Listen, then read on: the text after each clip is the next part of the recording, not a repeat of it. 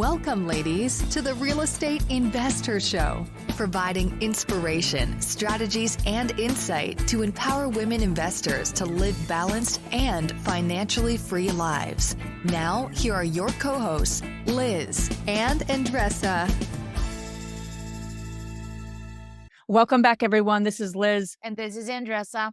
Welcome back to the Real Estate Investor Show, where our mission is to empower women to live a financially free and balanced life. We do that through minisodes, right, Andresa? We do those through full-length interviews. And we have a fantastic chat we're going to have today, Andresa, about emotional intelligence and how it is literally the number one skill you need to have as a real estate investor. Well, here's what I encourage you. Pull a chair, grab a pen and paper, because this is so fundamental for you, to your life, to your business, and to you as a human being. I think this is a subject that we're very passionate about. And I think that we don't talk too much about it. So let's dive in. Yeah. So there's actually five areas of emotional intelligence. And there's so many books about this topic. There's so much content and information out there. You know, as they say, Andresa, right? Common sense isn't common practice. So we all know the importance of emotional intelligence, but how would we rate ourselves today? So I would love for you, I'm going to share the 5 components of emotional intelligence. And Andresa and I are going to have a chat about the first 2, because they're probably the harder 2 of the 5. So you got self-awareness, you have self-regulation, you have social awareness, you have relationship management, and then you have empathy. So those are the kind of like the 5 components, if you will, or the 5 sub-skills, if you will, of emotional intelligence.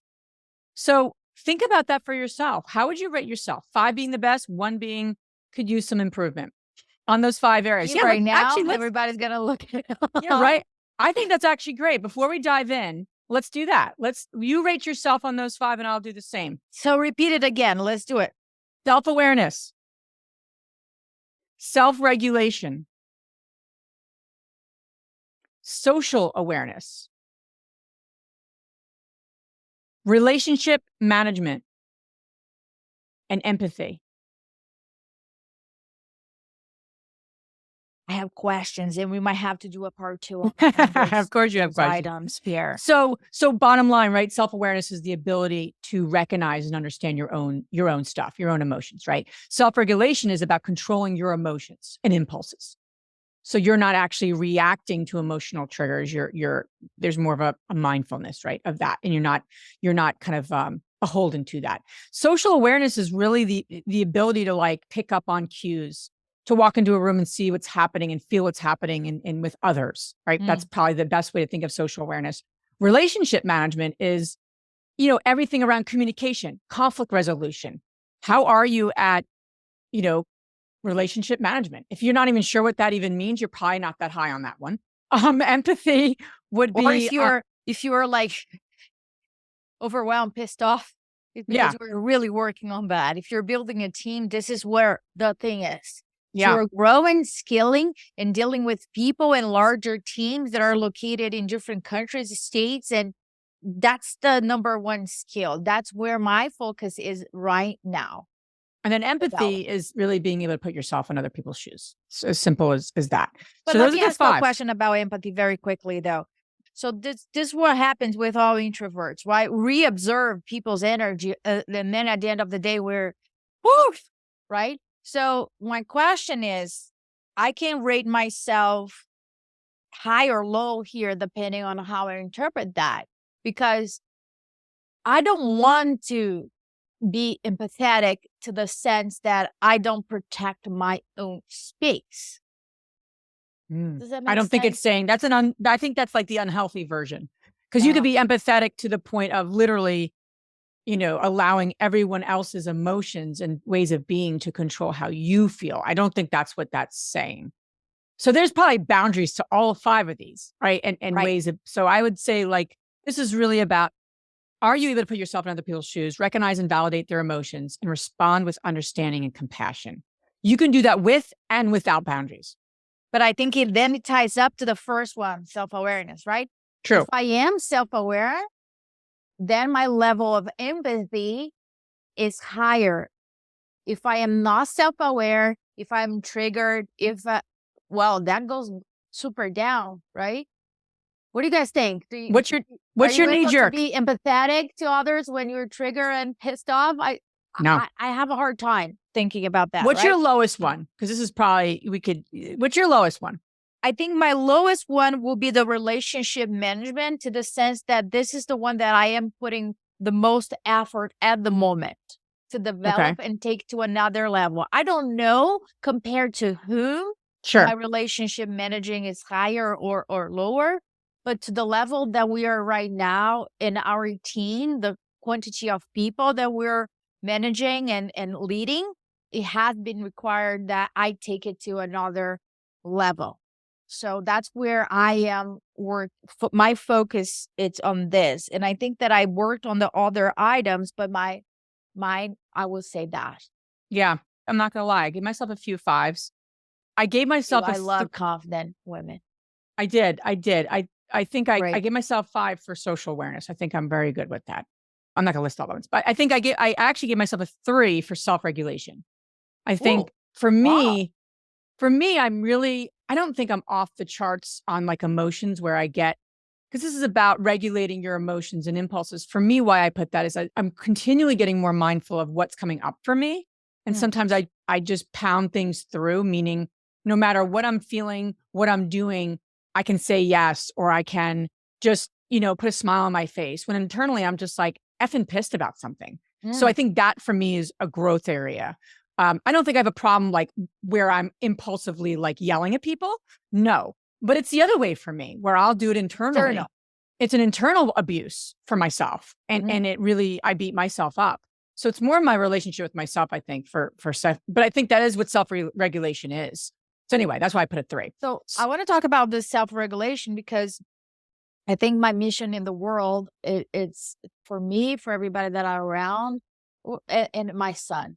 And I bought him years ago this thing that called time in, where if he's triggered, is like throwing a tantrum or something, whatever that is, he has a place to go to, quote unquote, calm down his emotions. Yeah. That's the language that we have been using. And I give him privacy to go there, calm down his emotions. So what we're teaching here, it's self-regulation, meaning I am triggered, something that I am like really pissed off about, my default. Now I'm aware of that I am triggered, right? The worst thing is when you're triggered and you're not even aware of it.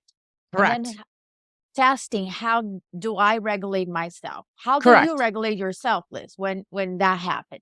How do you calm down the conversation inside your own head, in your case? Yeah, and I need to get it out of my head because I can swarm around in my head. So I have a not happy. I can spend a lot of time in my head. So it's really important that I get it out of my head. So for me, I think as I've evolved, right? Most triggers or most the time we can self-regulate when we're aware of what's going on in our bodies. So for me, my heart will race. For me, I get a pit in my stomach. If I'm really in my body, if you will, or really aware of my body and not in my head, then I'll know very quickly, oh, something's off here. Because usually my heart races very quickly if I feel triggered. Or like I said, a pit in my stomach. So what do you do next? What I think I've done next, and again, this is an evolving process for me, to be honest. And I think the goal is not to not be triggered, but that it lessens its impact and you move through it faster.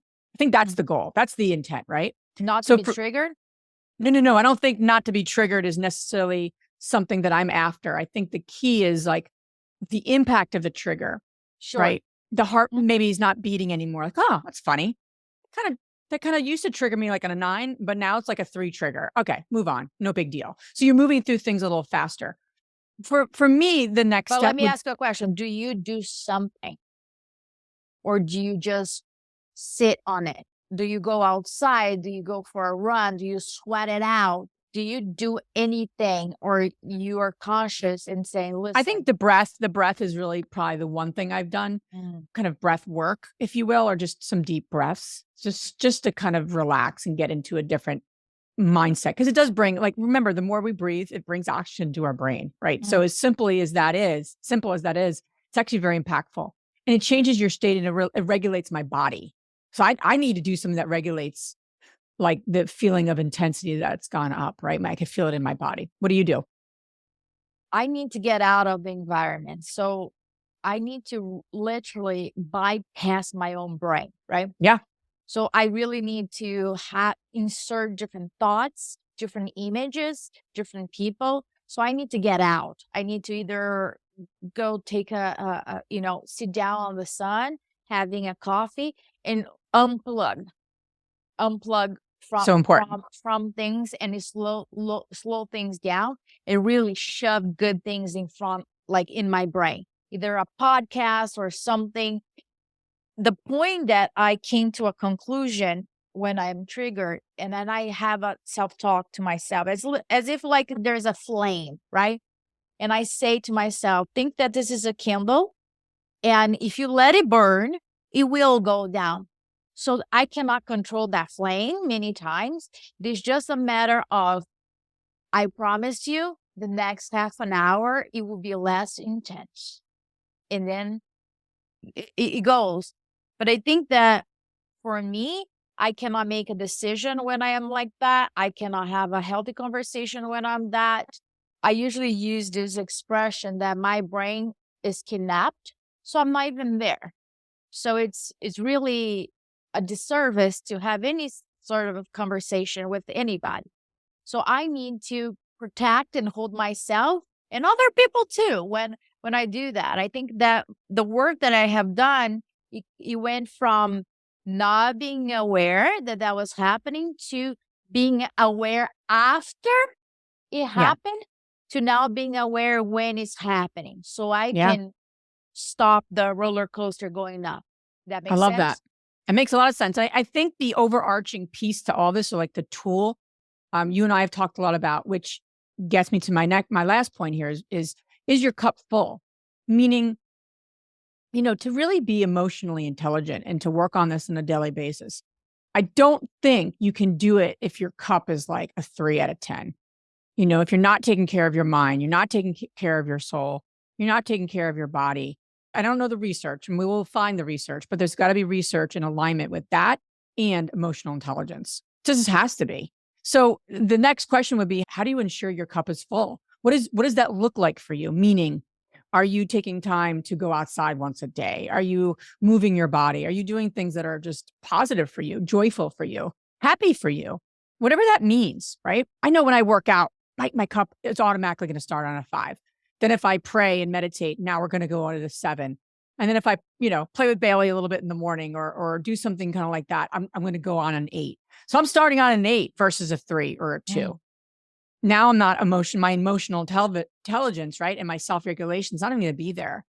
What's that look like for you, Andresa? I think for me, when I have very intense days and I can feel it, I need to do some sort of work or activity that brings me back joy, that I really enjoy doing it. And that could be at work, right? And that might sound so crazy to a lot of people, but like developing projects and the structure of it, this is my jam. This is what I really like it, right? Mapping things out.